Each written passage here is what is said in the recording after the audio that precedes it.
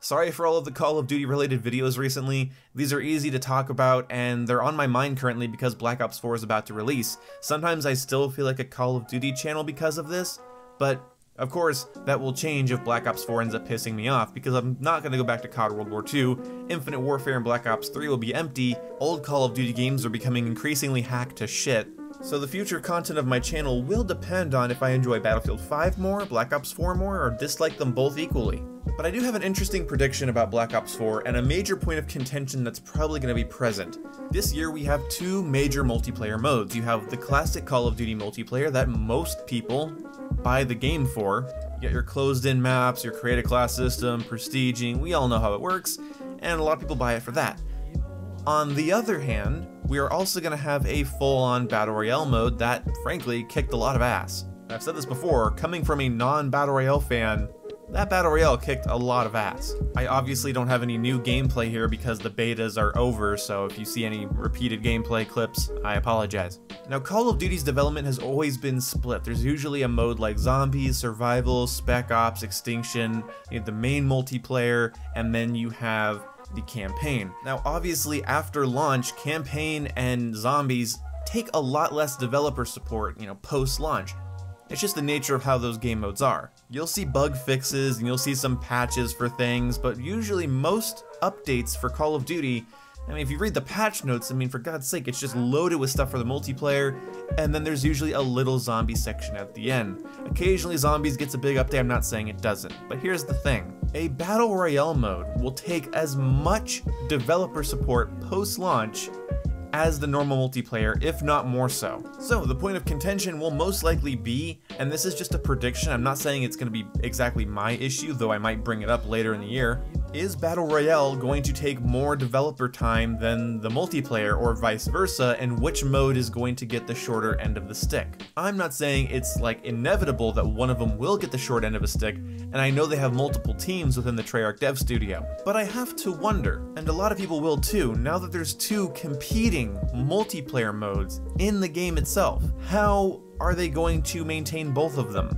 It's indisputable that multiplayer in Call of Duty usually gets most of the fixes, patches, and content because that's where most of the players are.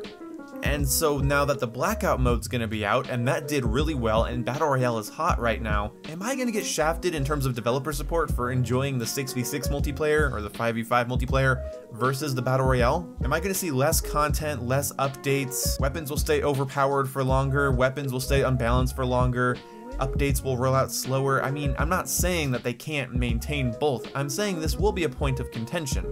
Every time an assault rifle deals too much DPS for longer than a week, people are going to say something along the lines, well, Treyarch's too busy focusing on Battle Royale to fix the normal multiplayer. And that's kind of what this video is about. I think that we're going to see a lot of that, but we don't know. It'll be just wild speculation. Obviously, if they were to tell you, they'd probably tell you that they're trying to balance their time either equally or more in favor of whatever has the most players, but see, that's also dangerous. I'm not saying they can't handle the workload, I'm saying that you might have to deal with slower dev support on one or both modes. Because I have a feeling Blackout's gonna need optimization, updates, they're gonna be adding a lot of content.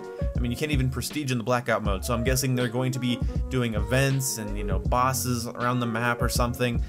They're gonna have to do a lot to keep it interesting, otherwise people are gonna get fatigued on it in a couple of months. So while they're trying to keep up with Blackout, how are they gonna keep up with the normal multiplayer? I don't know, but I feel like I'm gonna see a lot of comments and tweets and potentially YouTube videos of people thinking they're being shortchanged because of the game mode they're not playing. The way we should deal with these types of assumptions is that even if you're 99% sure, you're still speculating to a degree. And with this, we're not going to be any percent sure where the development time is going. The only way we'll be able to tell is by the results that Treyarch gives us. If multiplayer and Blackout both get their updates consistently, nothing's left unbalanced or unoptimized for a long period of time, that's great. If requested features and quality of life things are actually taken into account, then that's great too. But what I'm worried about is people noticing that, hey, Blackout's getting another update, whereas this gun in multiplayer is still incredibly overpowered and needs to be nerfed. That's the only way we're gonna be able to tell, is if we notice one mode getting fixes while another mode desperately needs them. Until then, it's just gonna be speculation. And it's really fun to speculate about how developers and publishers are screwing you over, but for the most part, I do think they're trying to make you a decent product, and they want to make a decent product because then you'll come back later. Assuming that they're doing something stupid or incompetent that fucks up your experience all the time is kind of a horrible mindset to be in.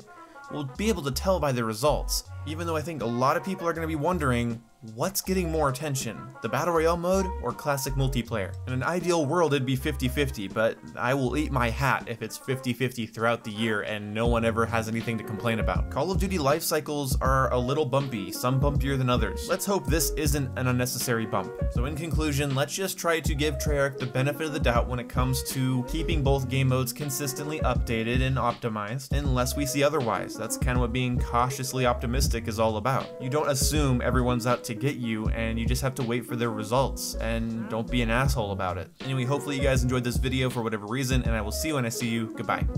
If my sensitivity was high, I could have spin attacked there and killed both of them. Good fight. Time to get paid. Oh, wow, 27-8.